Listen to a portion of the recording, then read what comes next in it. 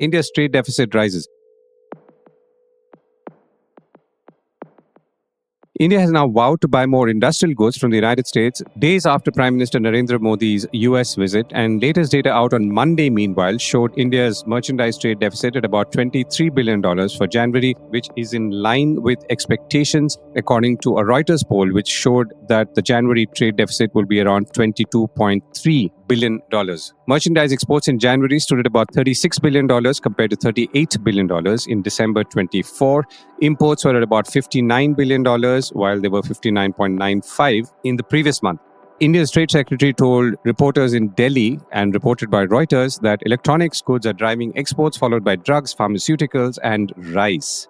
Services exports were estimated at about 38 billion and imports at 18 billion against 32 and 17 respectively in December. Now, India and the United States last week agreed to resolve issues over tariffs, with India promising to buy more US oil, gas, and military equipment. The US has also said they will launch reciprocal tariffs with different countries, which means each country will be hit with a different tariff unless, of course, negotiated down or out. To get a clear and current sense on where this tariff imbroglio stands right now, I reached out to Ajay Srivastava, founder of the Global Trade Research Institute, or GTRI, in New Delhi, and I began by asking him how easy implementing reciprocal trade was going to be and what the downstream effects might be.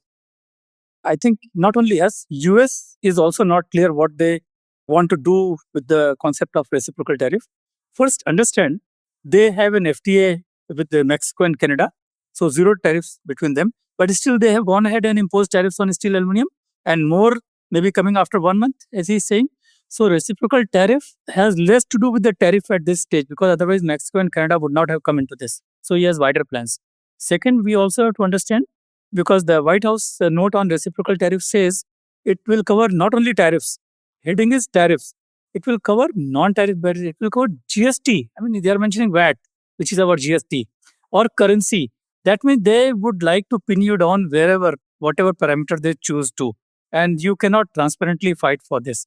Having said this, if I want to focus on tariffs, then also it's not clear which part of the tariff they want to focus on. For example, suppose they want to talk at the tariff line level. As you rightly said, they have 18,000 tariff lines.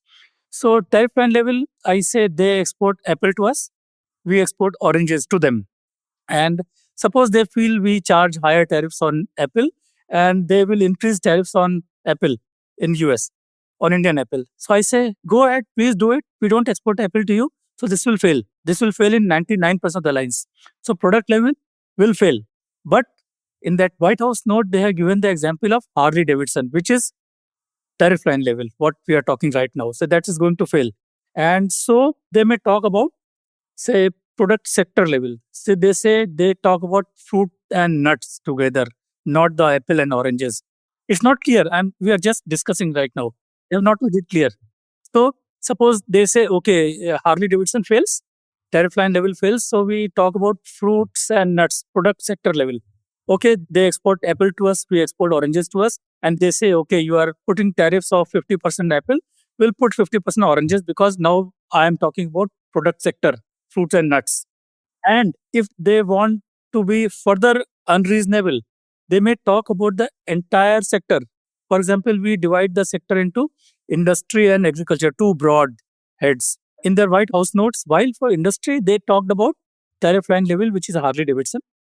But in agriculture, they didn't talk about apple oranges. They talk about agriculture sector. India charges 39%, US charges far less.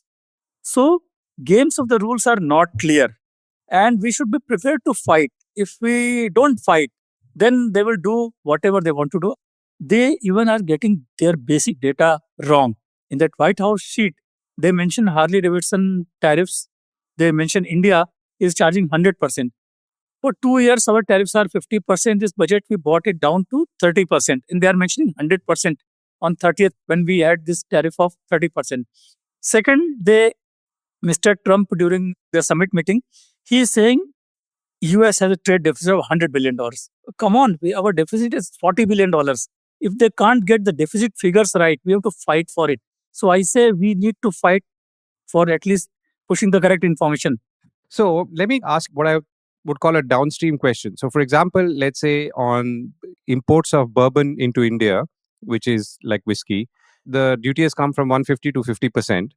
Now, the Indian alcohol manufacturers are saying that we need to therefore reduce duties, local duties on Indian whiskey manufacturers so as to levelize. Otherwise, essentially, you're getting hit by cheap imports and putting local manufacturers to a disadvantage. Now, my question is not necessarily specific to the alcohol industry, but my question is more about how is this likely to play out beyond what we are otherwise used to in terms of this constant balancing between imports or cheap imports versus local production and local duties? So first, I'll correct you, Rita. My understanding is that on all types of whiskeys and wines, our tariffs are 50% basic custom duty plus 100% agriculture and infrastructure development cess. Total is 150%. We brought down the cess from 100 to 50%. So total import duty is 150% to 100%.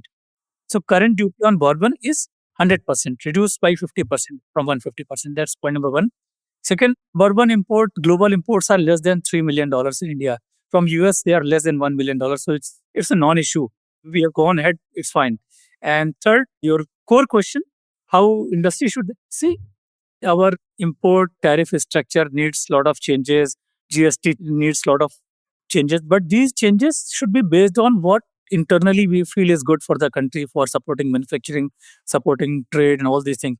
It cannot be dictated by the US just because one fine day they come out with this bright idea of reciprocal tariff and they say they will also consider GST. No, no, no, no. We should not do that, and no country should do that. But having said that, we all recognize there's a need for internal alignment changes, but it should have nothing to do with the US. We should not cow down to them on this count. Right, but I think the feeling is that we don't seem to have much of a choice because we also reduced duties in anticipation of our prime minister's visit to the US in the union budget, and we've again indicated after that that we are open to reducing it, apart from maybe promising to buy what they are going to export to us. That was, I think, signaling. We said we are open to your genuine demands as a true friend. They are our top partners. We gave a signal, but there are certain rules in any bilateral negotiations. I have been involved in many of the free trade agreement negotiations when I was in the government. And if you give something without asking, it will be lapped up and people will not even acknowledge it. So if you're on the negotiating table, let them ask and then we should consider what we can do, what we cannot do. These things for signaling, it's good that we are not very obstinate. But ultimately, when he is so business minded, we should be talking only at the negotiation table. Right. So let me ask you then a last and slightly broader question then. So as things stand, and we are only talking about the US right now, if we were to reduce duties and if we were to go or rather see more reciprocal tariffs, are we likely to be hit that badly or somewhat or only marginally? Govind, nobody knows this today because, as I say, definition is not clear. If he is going at the tariff line level, like Harley Davidson, will not be hit. If he is going at agriculture as one thing, then will be hit. But who knows what is in their mind? They are themselves not clear, and I think now only they may be grappling with the issue. But there are certain sectors like garments. Garments, we have some tariffs, and we can happily cut the tariff to zero level for US because garment up to 30-40% cost is labor cost. US cannot afford to make the garment. They only import garments from world over. If we do it zero, our exports to US will increase tremendously. US is the top market for garments, Indian garments also. So certain sectors will be gaining at the sector level. But all these things we can talk with certainty only when rules of the games are clear. Right now, they're not clear. He has to define its product level, product sector level, tariff line level. Okay, Mr. Srivastava, thank you so much for joining me. Thanks, Govind.